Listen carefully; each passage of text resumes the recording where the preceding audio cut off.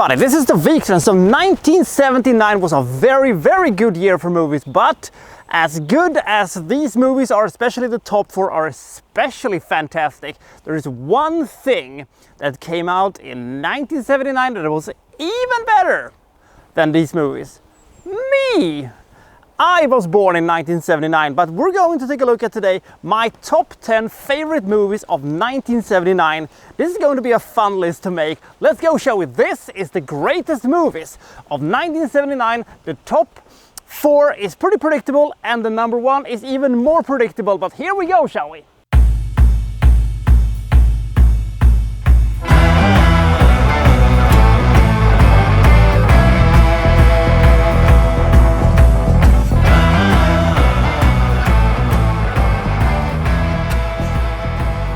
The rules are as follows. It is the standard rules when it comes to best or worst movies of a specific year. It has to be the original release date, and it can be any country and it can be any genre. But here we go, shall we? And I must also say that there will be no honorable mentions with this one, mainly because I haven't seen as many movies from this period in time as compared to the 90s, the 2000s, the 2010s, and so on and so on. That's why I don't have such a wide selection to go by. But number 10, Zulu Dawn. Have you seen the movie Zulu with Michael Caine from 1964? If so, you might know or you might not know that there is an actual sequel to it, or actually it is a prequel called Zulu Dawn that came out with Peter O'Toole, Burt Lancaster and Bob Hoskins. It is as impressive in my opinion as the Michael Caine movie, and I actually think it might even be a little bit better. It essentially depicts the first battle between the British and the Zulu nation in the Zulu War of 1879, which makes this movie, of course, the 100-year anniversary of said battle. That battle took place, by the way, about 1 year before the Battle of Rorke's Drift, which is the focus point of the Michael Caine movie. I think this movie is pretty damn excellent. Great cinematography, a bunch of really good actors, an impressive bunch of battle sequences, and, in my opinion, maybe a better story than Rorke's Drift. And it is a criminally underrated movie, and if you've never seen it and liked, Zulu, I think you will like this maybe even more. Number 9, The Brood.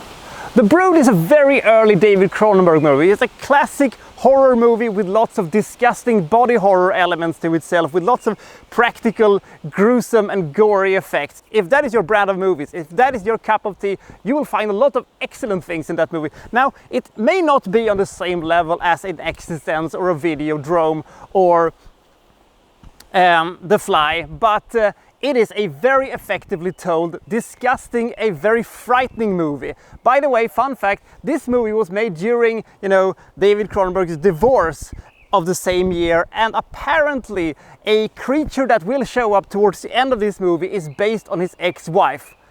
That must have been a really fucked up marriage, but it is a very good movie. It's a very disgusting movie. It takes a lot for you to see it, and small children will frighten you after this movie. Ugh. Number 8, Manhattan.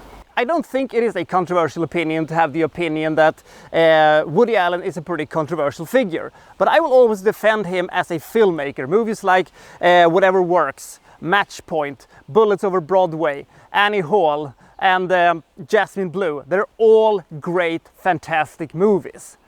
Manhattan is another one of these fantastic movies he has made, but it's not quite on the level of those movies. It's a classical Allen story, where he plays, this divorced television writer who has, the hots for his best friend's mistress.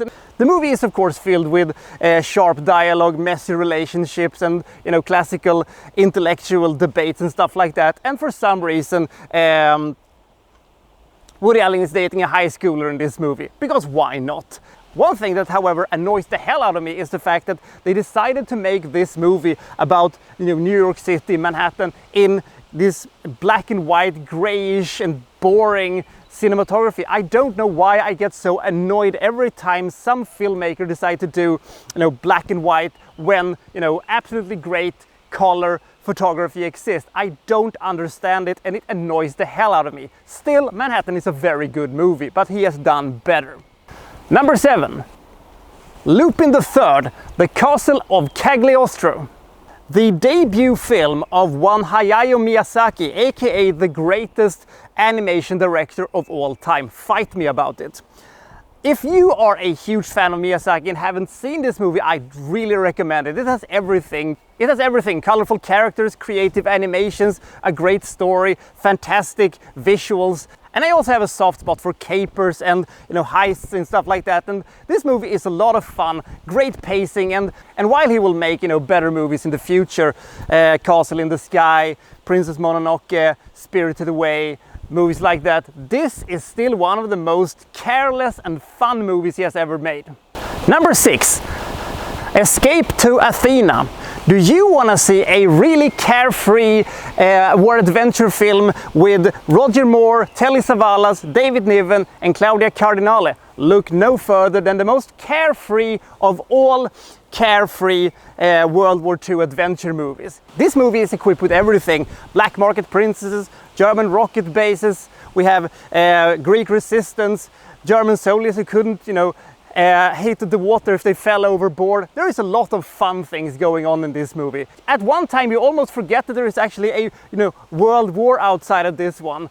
This is a very carefree, entertaining adventure movie, and probably the best movie that Roger Moore has made outside of the James Bond franchise, together probably with the movie Forks that virtually nobody has seen, but it is a very underrated movie. This one is even better. It is a lot of fun to see this one, and even though it has nothing to do with World War II or anything like that, it's just a fun adventure movie with some great comedies, with lots of elegance and colorful characters and stuff like that. Who could ask for more? Number 5, Escape from Alcatraz. For our 5th movie, we don't escape to something, we escape from something. Generally speaking, I do not really care that much for prison movies, except of course The Shawshank Redemption and The Green Mile.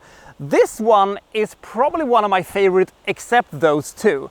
I have a very soft spot for movies about people escaping from prisons and stuff like that. The planning, the execution, who can you trust, the evil Warren, will he catch us and stuff like that. This is probably one of the most well executed example of that story that I've seen.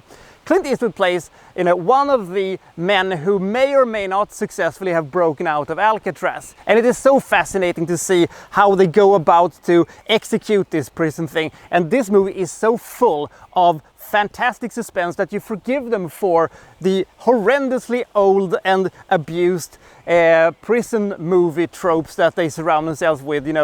The old man who just want to be left alone, and the evil Warren and the beatdowns and stuff like that. I don't know how historically accurate this movie is, but I get the feeling that it is pretty close to what actually happened, and I love the ending. If you've never seen this movie, it's probably one of the greatest prison break movies I have ever seen. Number 4, Moonraker. My opinion is the following. Moonraker is the best James Bond film that has ever been made. When I saw this movie for the 5th or 6th time, I came to the following conclusion. Either this movie is the worst James Bond film of all time, or it has to be the best James Bond film of all time. It cannot be anything else, because it is the most James Bond ever. And it was so silly, so entertaining, so over the top, with so many unforgettable moments that I have no choice but putting it as the greatest James Bond film of all time. I mean, we have a sequence in this movie where people are sending, space shuttles into outer space filled with people with laser rifles battling Hugo Drax's own henchman that also has laser rifles.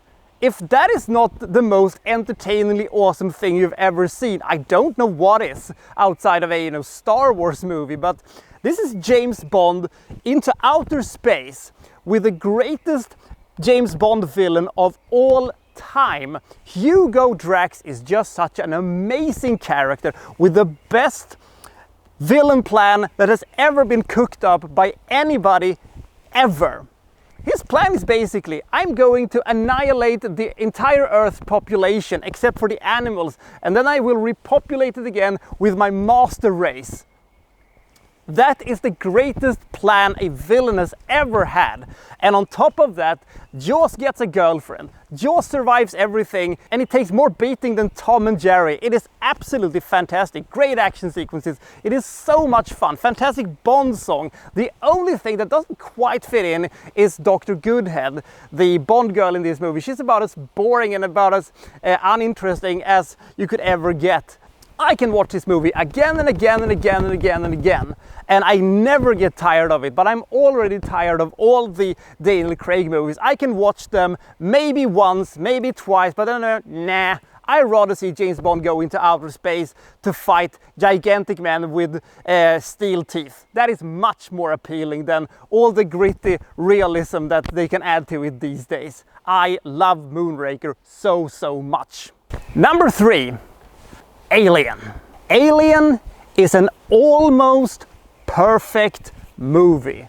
This movie is so good. It is actually the first movie I ever saw.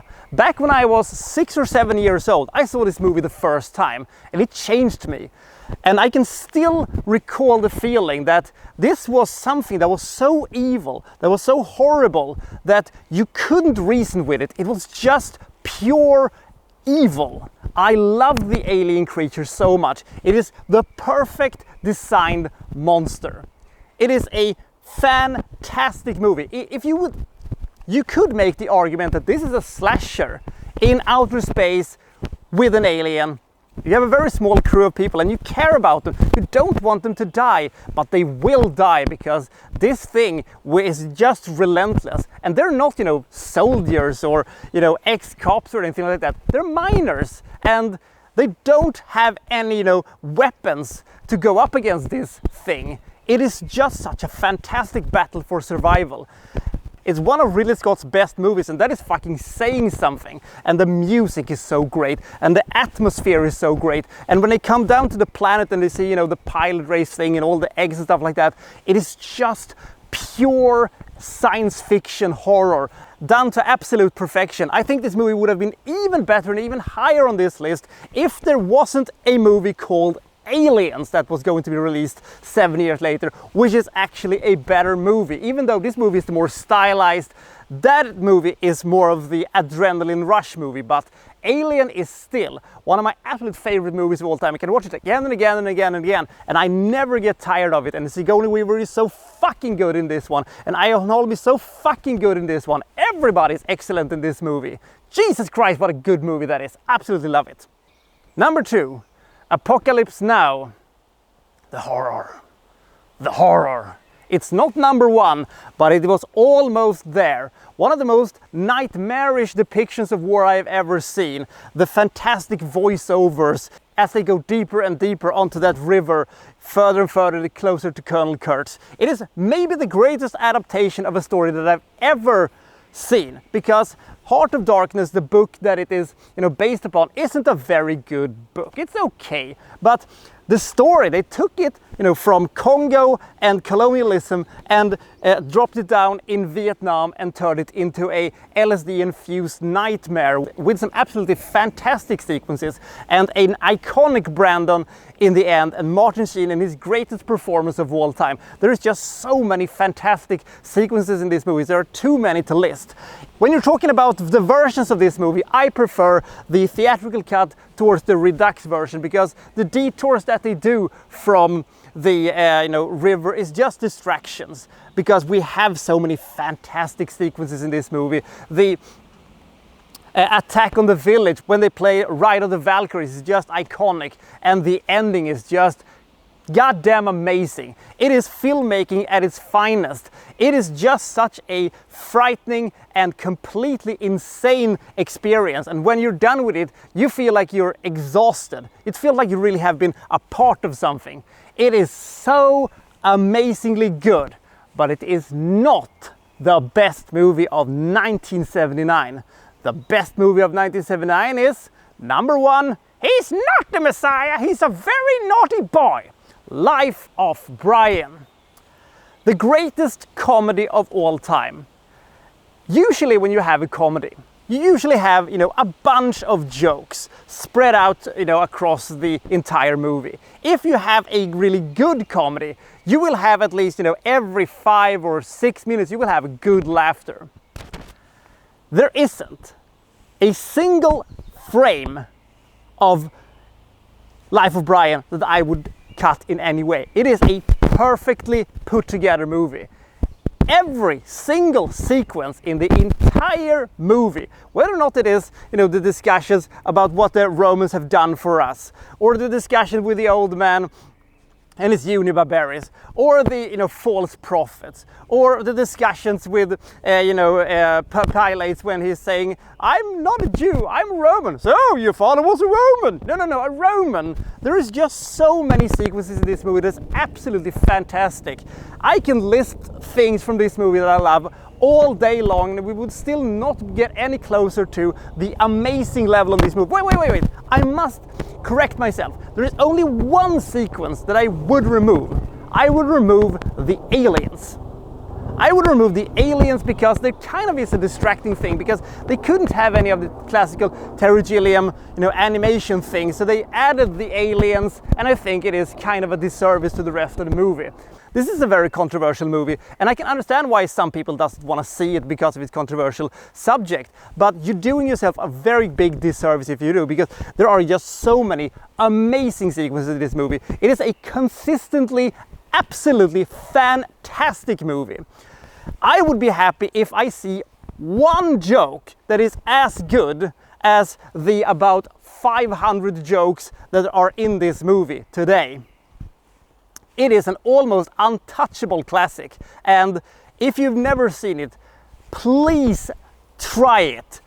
I absolutely love this movie, and I can watch it over and over again. And even though I know almost every single line in this movie, I can watch it over and over and over again, and I start laughing almost at the second when, they say something. "Romani o aunt? It says here that the Roman goes to the house." No, it says Romans go home. No, it doesn't. Oh God, I just get so giddy just by thinking about this movie. It is such a worthy winner. It is not by a huge margin that it wins, but it is still a clear-cut winner. Life of Brian is the greatest movie of 1979 and one of the single greatest movies of the entire decade. So I'll see you next time from so-and-so reviewing, such and such. Thank you for watching. Thank you very much.